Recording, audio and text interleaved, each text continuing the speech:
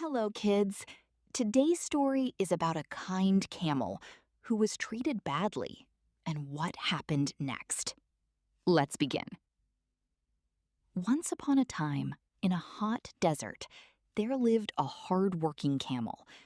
He carried heavy loads for his master every single day. I am tired, but I must keep going. But his master was very cruel. He never gave the camel enough food or rest. "Walk faster! Carry more! You are useless!" Why am I treated this way? One day, the camel became too weak. He could not walk anymore and fell down. "Get up, or I will beat you!" That moment, something changed inside the camel. The camel stood up with anger in his eyes. "No more. I deserve respect."